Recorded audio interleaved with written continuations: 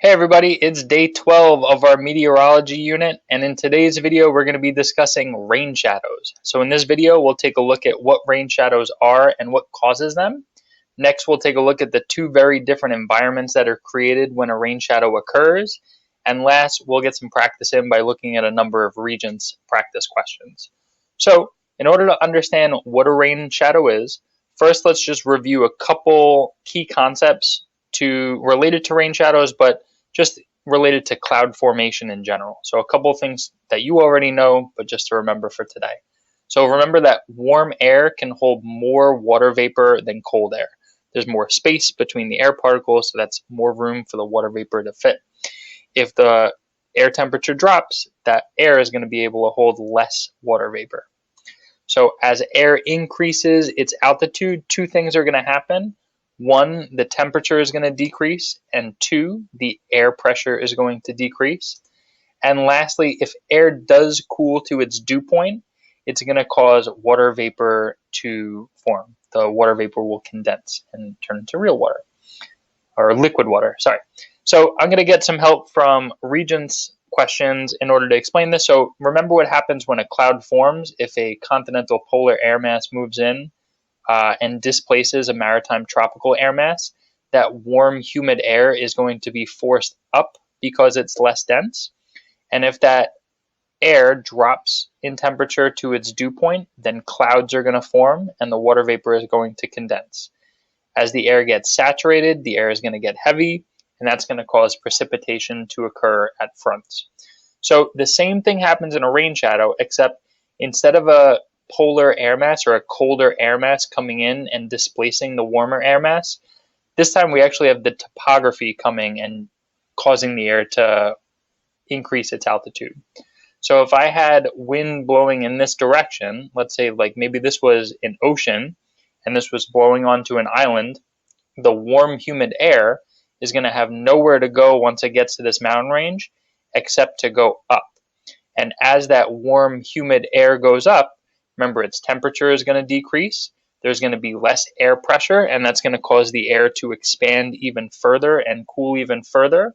And as a result, we'll start to see clouds and precipitation form on that windward side of the mountain, or the side that the wind is coming towards.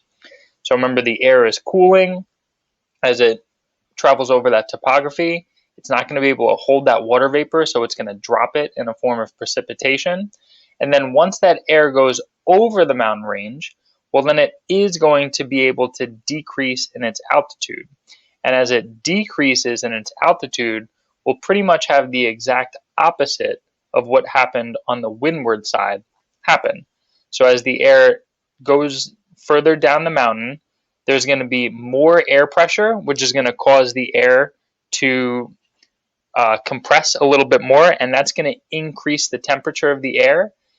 And the fact that the air is just decreasing in altitude and coming closer to sea level, that's also going to increase the temperature of the air. So as a result, on this side, this warmer air, remember, it can hold the water vapor, so we're not going to see any clouds forming on this side of the mountain. So I was actually really fortunate enough last year to travel to the Galapagos. So you might remember the Galapagos hotspot from our tectonic plates map.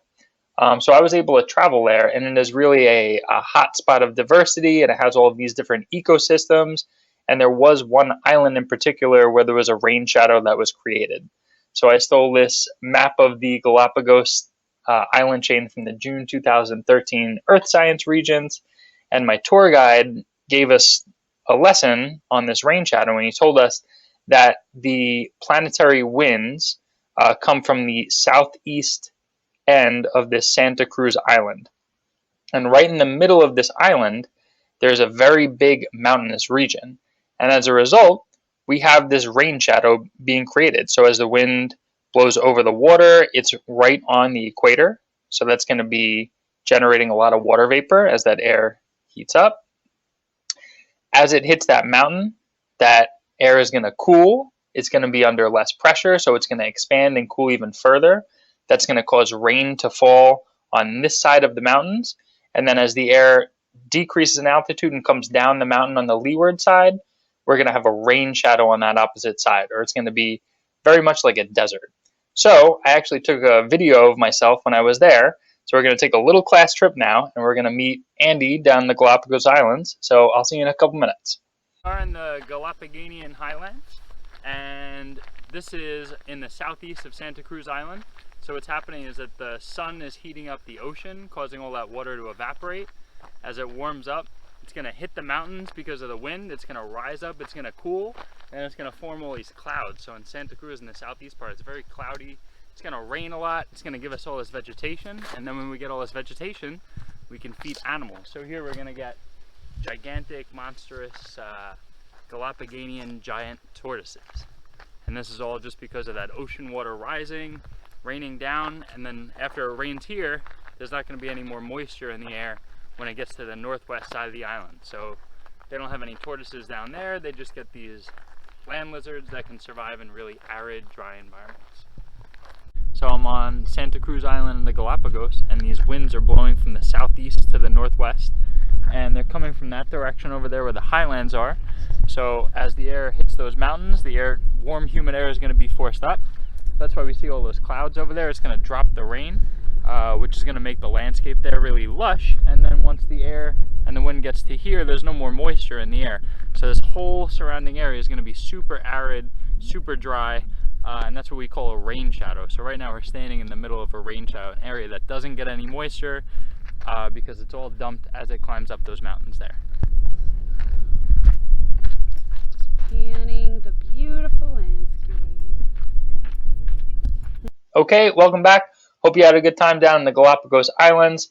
So you saw two different areas of the rain shadow. You saw the actual rain shadow, which was that really dry, desert-looking ecosystem where marine iguanas live. They're much more adapted to there being not a lot of rainfall and not a lot of vegetation. And then in the mountainous region, you saw it was very lush, very green, and there was enough vegetation to feed those really big animals like the Galapagosian tortoises that really like to eat a lot of vegetables throughout the day. This question is from the June 2017 Earth Science Regents. So the directions here bring us to the attention of the Atacama Desert on the west coast of the Andes Mountains and the Patagonian Desert down here in the south coast of South America. And question 81 is asking to draw one arrow in the box located on the Andes Mountains to indicate the surface planetary wind direction that helped produce the Atacama Desert. So if this is the mountain range here, or this is the mountain range here, remember that the rain shadow is going to be on the leeward side, and the more lush side of the mountain is going to be on the windward side. So if that were the case, then we're just going to draw our arrow this way, because as that warm, humid air from the Atlantic Ocean travels across the continent, it's going to be able to drop its rainfall. Once it travels up the mountains, those mountains are going to cause the air to get really cold and drop all of its moisture. And then once it comes down the leeward side, we're going to have a desert created on that side. Let's take a look at another practice question.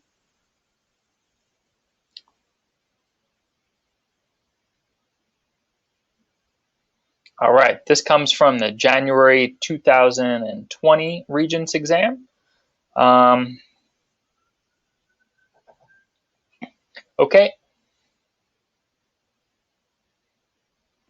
Okay, this question comes from the August 2018 Regents exam. It says clouds are forming on the windward side of this mountain because the air is. So let's take a look at what's happening. Is it expanding or is it compressing? Well, remember when air increases in altitude, there's less air pressure pushing in on it. So that's going to allow the air to expand. And when it expands, it is also going to cool in temperature down to its dew point and allow that water vapor to condense. So the best option for this one was choice 1. Let's take a look at one more. So compared, here we go, we have points X and Y on Earth's surface. Compared to the temperature and water vapor content of the air at location X on the windward side, the temperature and water vapor at location Y are most likely. So remember X on the windward side, that's going to be the cooler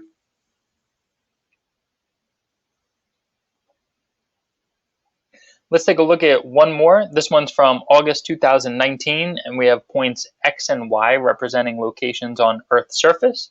The question asks, compared to the temperature and water vapor content of the air at location X, the temperature and water vapor content at location Y are most likely. So remember, as the air moves down the mountain, it's going to cause the air to get warmer because it's decreasing in altitude, and that air pressure is going to squeeze the air together, giving it more energy. And it's going to be drier because that air is going to be able to hold all the water vapor and it's not going to be able to precipitate. So the best answer here would be choice 2, warmer and drier. All right, I hope you enjoyed this video. I'll see you guys next time. Bye.